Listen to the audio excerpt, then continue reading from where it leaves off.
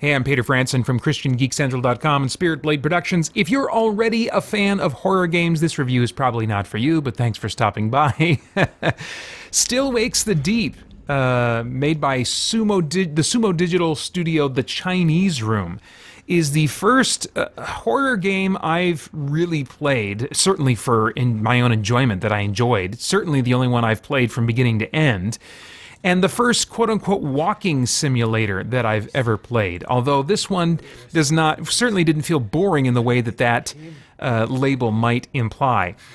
I love horror movies. I love the horror genre when I'm experiencing it passively, like a TV show, like a movie. But I dislike horror games for a couple of reasons. One, usually there is difficulty in them. Usually they're about surviving, and there's lots of fail states. It's easy to die.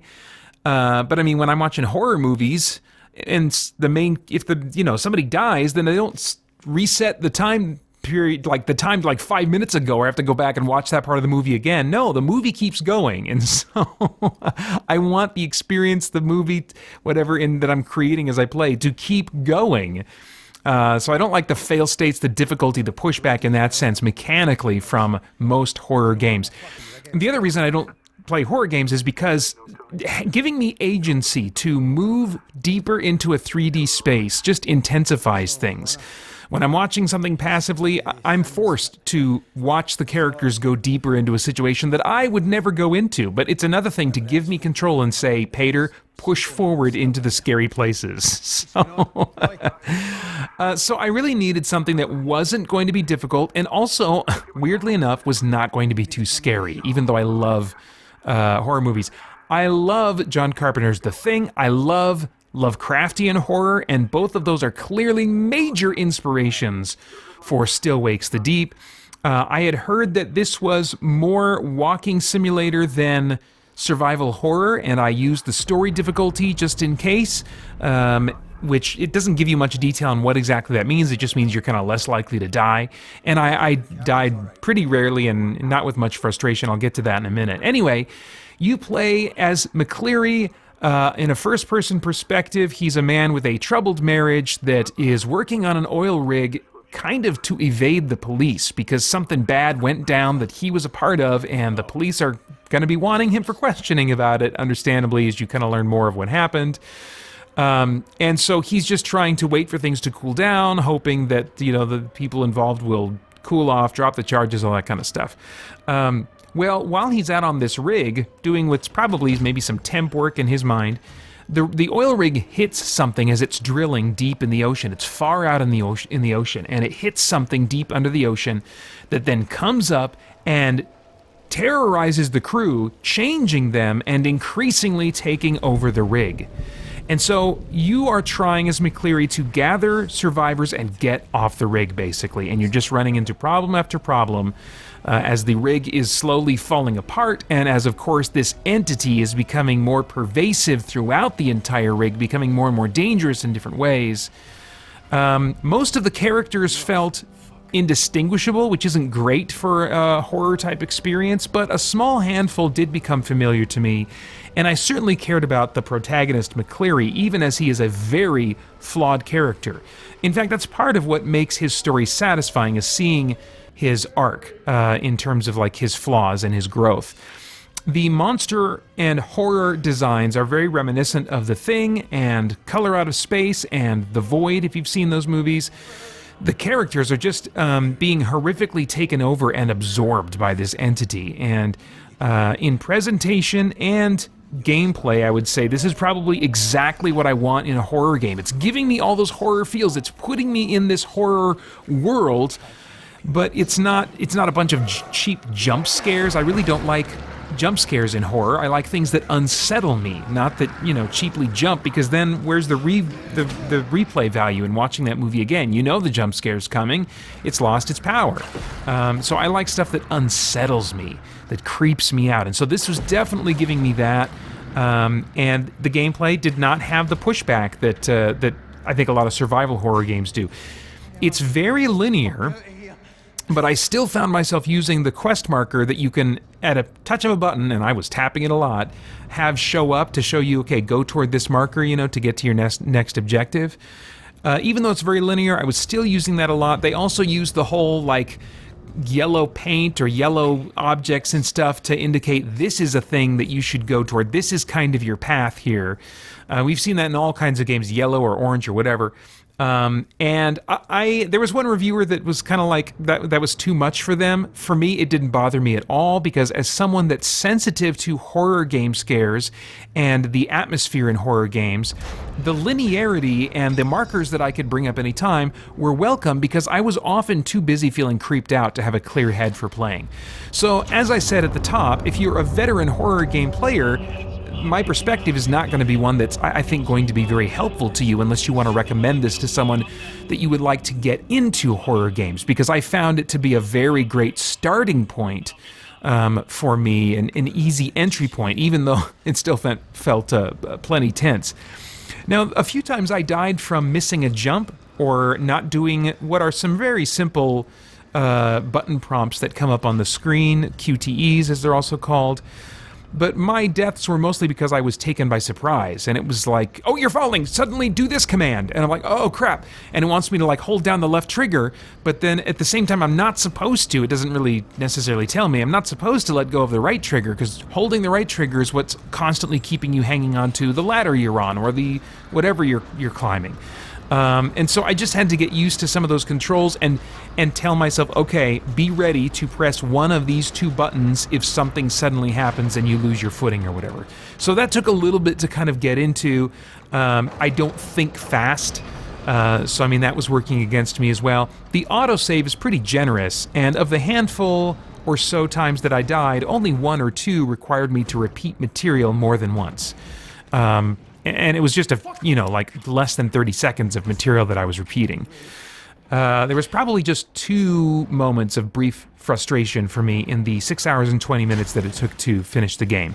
There are a few jump scares, and I think that there is some value in that, because I knew that they were possible then, but they're too few and too far spread out for me to, if I were to play the game again, remember where they happen. And so it's the right amount for me, and it left me just tense, and mostly I'm just feeling unsettled as I play this game. And now and then you're also kind of running from monsters, which is pretty straightforward, and I never failed, but I freaking felt like I was going to fail, because running in this game, man, it's like in Monster Hunter. It's like I did click the run button, right? Because I'm not sure if I can tell if I'm running. It's barely a change in speed. Sometimes I was like, is this dude running in place? What the crap? There is a monster behind me. But the monster, you have a button where you can look back anytime you want. I almost never looked back. I don't think I ever looked back when a monster was actually chasing me. I was like, nope, just go. Actually, no, one time I did look, and they're not moving super fast. They're the clambering, lumbering kind of monsters, not the racing at you at a sprint type monsters. But anyway, the immersion factor and not knowing if I'd make it made this experience plenty intense, but not too much. And that's important, because if it's too intense, I'm just like, okay, I want to play something else. I'm ready to play something else, ready to take a break, and then some games I'm just like, I'm never quite in the mood to go back to them. But this one was just tense enough, but not too much, that I mainlined it. It's a short game. I was only going to play 2 hours to just kind of give my general thoughts of the basic, what the game feels like. But I ended up just in my own free time after the workday playing through and getting through the rest of the game. And that really is saying something. That I do not normally latch on to horror games at all. So yeah, really enjoyed my experience. As far as themes, I'm always looking for themes that might help us to consider some worthwhile thoughts. Like Color Out of Space, the undercurrent of mortality is very present here, specifically the deterioration of both body and mind in those we know and care about. When you're seeing that in these kinds of movies, I think psychologically, whether the writers realize it or not, that is what they are kind of clawing at, they're taking advantage of, is our fear of seeing ourselves or others deteriorate in mind and body, and then it ending in death. But it's happening much faster and much more grotesquely because of this creature and what it's doing to people. But this is really, in terms of the experience while playing the game, an almost subconscious surface level fear or thing. And so it may not trigger worthwhile contemplation unless you're aware of what it's playing on and you choose to engage in meditating on that topic. There is also one Christian in the story, and he's probably the most likable character McCleary knows, which is always welcome and certainly the strong minority in the way Christians are typically portrayed in movies and games. So yeah, he's the most likable character McCleary knows, I think, and even once or twice affirms to McCleary that Jesus loves him even if no one else does. It's like, oh, this is really interesting to hear this said in a game. But much more clear than either of those kind of elements is the theme, I think, of taking responsibility for your wrongdoing instead of waiting for it to blow over or blaming others for overreacting to your wrongdoing. Or the fact that they might have deserved it. When we do that, we're really introducing a separate issue. There's the wrong that we did, and then there's how people reacted to it. And it is possible for people to overreact crazily to a wrong that we've done, and for us to still have been wrong. And there is still a need for us to acknowledge and own up to our wrong and seek reconciliation and forgiveness. And so blaming at other people because, they're overreacting, or maybe in our minds they deserve it, well, then we're kind of saying, okay, I am also the arbiter of justice in the world. I'm taking that into my hands, and is that our place? And it's not, biblically speaking. So McCleary goes on a humbling journey that I found was satisfying to see play out, and I guess I won't say more than that. Final thoughts, the price is $35, which is way too much for me for a 6-hour experience, even a very good one, as this one definitely was for me. I would wait until it was at least $20 if I could go back in time.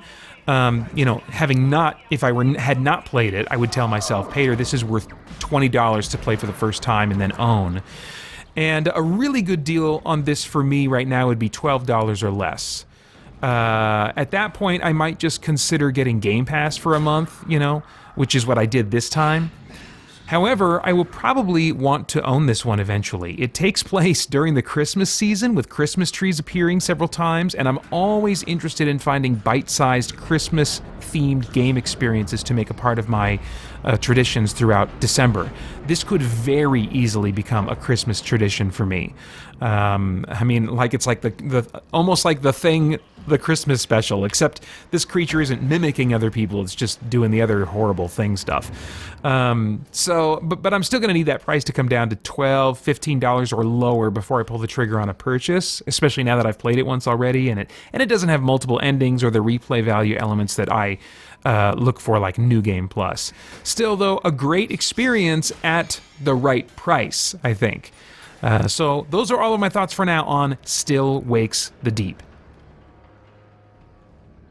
For more chat about geek entertainment, answers to your questions, and news from the wider world of Christian geekery, get the Christian Geek Central podcast today on iTunes and other podcast services.